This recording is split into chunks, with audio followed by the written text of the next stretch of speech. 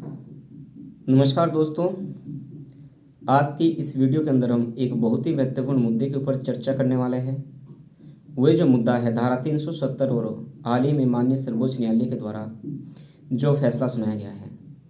धारा जो 370 है, धारा 370 के तहत इसे क्या 17 अक्टूबर 1949 को संविधान सभा के अंदर संविधान के भाग 21 के अंदर इसे अस्थायी रूप से जोड़ा गया था। ठीक है, परंतु जो जिसके तहत धारा 370 के तहत जो जम्मू कश्मीर को अपना एक अलग से संविधान उनका अपना एक अलग से संविधान था, उनका अपना एक झंडा था। और इसके साथ साथ 35A के अंदर क्या है, जम्मू कश्मीर की जो विधानसभा थी, जम्मू कश्मीर की विधानसभा को ये तय करने की शक्ति दी गई थी कि जम्मू कश्मीर का नागरिक कौन होगा, कौन जम्मू कश्मीर का नागरिक नहीं होगा। हमारे देश के अंदर एकल नागरिकता का सिद्धांत लागू है, परंतु जम्मू कश्मीर के अंदर क्या है, द्वैध नागरिकता का जो सिद्धांत है वो लागू होता था। इसके तहत क्या है, जम्मू धारा 370 के तहत क्या है, संसद के जो बहुत सारे जो कानून हैं वह देश के जैसे अन्य भागों के ऊपर स्वतः ही लागू हो जाते थे।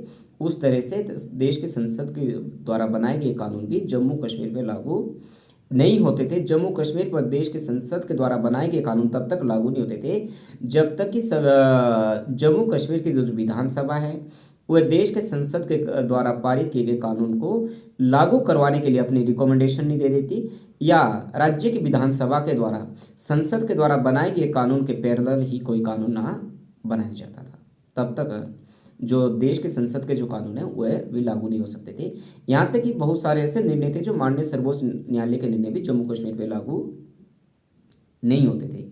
इसके साथ साथ क्या है, जो इसके साथ जम्मू कश्मीर के जो राज्य की जो विधानमंडल थी उसे आंतरिक रूप से सभी विषयों पे कानून बनाने का जो अधिकार है वह प्राप्त था। परंतु जो केंद्र की सरकार ने 5 अगस्त 2019 को राष्ट्रपति के एक आदेश के बाद क्या है, जम्मू कश्मीर की धारा 370 और जम्मू कश्मीर का जो विशेष राज्य का जो दर्जा उसको धारा 370 के तहत प्राप्त था, उस धारा 370 को ही क्या है, राष्ट्रपति के आदेश के बाद क्या है, संसद के द्वारा खत्म कर दिया गया है। उसके बाद क्या, बहुत सारे याचिकाकर्ताओं के द्वारा जो ये मानते थे कि जम्मू कश्मीर का जो विशेष राज्य का जो दर्जा है वह बरकरार रहना चाहिए था, उनके द्वारा माननीय सर्वोच्च न्यायालय के सामने बहुत सारी दलीलें दी गई थी। याचिकाकर्ताओं के द्वारा अपनी दलील के अंदर ये कहा गया था कि जो धारा 370 है वो एक स्थायी प्रावधान था, ना कि अस्थायी प्रावधान था। याचिकाकर्ताओं के द्वारा दूसरी ये दलील दी गई थी कि धारा 370(3) के तहत राष्ट्रपति के द्वारा तब तक धारा 370 को समाप्त करने के लिए कोई आदेश पारित नहीं किया जा सकता जब तक कि जम्मू कश्मीर की जो संविधान सभा है वह अपनी सहमति ना दे। और जो जम्मू कश्मीर की संविधान सभा है ये 1951 के अंदर गठित हुई थी, और 1957 के अंदर क्या है, जम्मू कश्मीर का जब संविधान बन चुका था उसके बाद क्या है, संविधान सभा खत्म हो गई थी। जब संविधान सभा ही जम्मू कश्मीर की खत्म हो चुकी है तो इसका मतलब है कि जम्मू कश्मीर की जो धारा 370 है वो क्या स्थायी है, ये अस्थायी प्रावधान नहीं है। ये जो दलील है ये याचिकाकर्ता के द्वारा दी गई थी। साथ में याचिकाकर्ता के द्वारा ये भी कहा गया था कि जम्मू कश्मीर का जब भारत के साथ विलय पत्र पर हस्ताक्षर हुए थे, इस शर्त पर किए गए कि जम्मू कश्मीर की जो आंतरिक प्रभुसत्ता और बाहरी प्रभुसत्ता के बीच भेद किया गया था। बाहरी प्रभुसत्ता भारत सरकार के पास रखी गई थी और आंतरिक प्रभुसत्ता के सभी विषयों पर क्या है, राज्य सरकार को पूर्ण रूप से स्वाधीनता दी गई थी। ठीक है, एक आर्गुमेंट याचिकाकर्ता के द्वारा जम्मू कश्मीर के मामले में ये कहा गया था।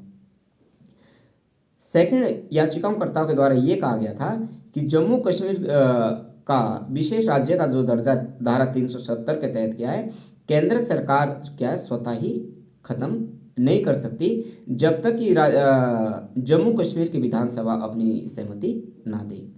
इसके साथ साथ याचिकाकर्ताओं के द्वारा जो राज्यपाल की भूमिका के ऊपर भी सवाल उठाए गए थे। ठीक है, क्योंकि राज्यपाल ने अपनी सिफारिश राष्ट्रपति को सौंपी थी कि जो जम्मू कश्मीर के अंदर क्या है, जम्मू कश्मीर के जो विशेष राज्य का जो दर्जा है अनुच्छेद 370 के तहत है वह क्या वह समाप्त होना था जब जम्मू कश्मीर के जो राज्यपाल उस समय के तत्कालीन राज्यपाल थे सत्यपाल मलिक के द्वारा राष्ट्रपति को अपनी सिफारिश सौंपी गई थी कि जम्मू कश्मीर का विशेष राज्य का दर्जा अब समाप्त होना चाहिए। उस समय जम्मू कश्मीर के अंदर क्या है, तत्कालीन रूप से उस समय कोई भी विधानसभा लागू या चालू नहीं थी, क्योंकि उससे पहले जम्मू कश्मीर के अंदर क्या है, धारा 356 राज्यपाल जो शासन है वह लागू था। अब सुप्रीम कोर्ट ने अपने फैसले के अंदर क्या कहा, सुप्रीम कोर्ट ने अपने फैसले के अंदर कहा कि जब भारत के साथ जम्मू कश्मीर का जब विलय हो चुका था, फिर एक्सटर्नल और इंटरनल जो सॉवरेनिटी वाली बात है उसको मानने से माननीय सर्वोच्च न्यायालय ने क्या है, इनकार कर दिया है। माननीय सर्वोच्च न्यायालय ने अपने फैसले के अंदर कहा है कि जम्मू कश्मीर का भारत के साथ विलय के बाद क्या है, जम्मू कश्मीर को क्या है, ऑटोनमी दी गई थी, एक स्वायत्तता दी गई थी, ना कि उन्हें एक एक्सटर्नल सॉवरेनिटी दी गई थी। माननीय सर्वोच्च न्यायालय ने अपने फैसले के अंदर यह भी कहा कि केंद्र सरकार के द्वारा जो फैसला उठाया गया है वह क्या है, वैध है और संवैधानिक रूप से सही है। साथ में माननीय सर्वोच्च न्यायालय ने यह भी कहा कि लद्दाख का जो पृथक्करण किया गया है वह भी क्या है, सही है। साथ में जो सर्वोच्च न्यायालय ने यह भी कहा कि जो राष्ट्रपति का जो आदेश है धारा 370 खत्म करने के लिए, वह भी अपने आप में क्या है, वैध है। इस मुकदमे की सुनवाई के लिए माननीय सर्वोच्च न्यायालय के अंदर 5 जजों की संवैधानिक पीठ गठित हुई थी और इस पीठ ने अब अपना निर्णय सुना दिया है। साथ में माननीय सर्वोच्च न्यायालय ने यह भी कहा कि जो देश की जो विधायिका है अनुच्छेद 368 का प्रयोग करते हुए संविधान में किसी भी तरह का बदलाव कर सकती है, बेशर्ते ये कि वे संविधान के बेसिक स्ट्रक्चर के खिलाफ ना हो। और जो जम्मू कश्मीर का जो मामला है वो बेसिक स्ट्रक्चर के खिलाफ नहीं है, इसलिए केंद्र सरकार के द्वारा जो फैसला उठाया गया है वह क्या है, कानूनी रूप से और संवैधानिक रूप से सही है, ना कि गलत है। ठीक है।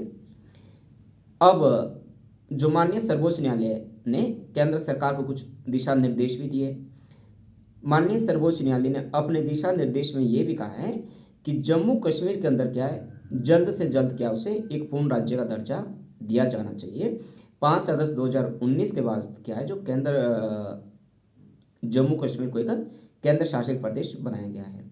साथ में माननीय सर्वोच्च न्यायालय ने यह भी कहा है कि 30 सितंबर 2024 तक क्या है, केंद्र सरकार को प्रयास करना चाहिए कि जम्मू कश्मीर के अंदर क्या है, एक स्वतंत्र और निष्पक्ष रूप से चुनाव करवाए जाए। तो ये जो बातें थी, ये धारा 370 और माननीय सर्वोच्च न्यायालय का फैसला। अब इस बात में कोई दोहराई नहीं कि जो जम्मू कश्मीर है वह भी देश के अन्य भाग की तरह क्या है, हमारा एक अटूट हिस्सा पहले भी था और अब भी है। और जो जम्मू कश्मीर के अंदर भी क्या है, भारत सरकार के देश की विधायिका के जो कानून है स्वतः ही वैसे ही लागू हो जाएंगे जैसे कि बाकी देश के अंदर भारत सरकार के कानून लागू होते हैं। Thank you.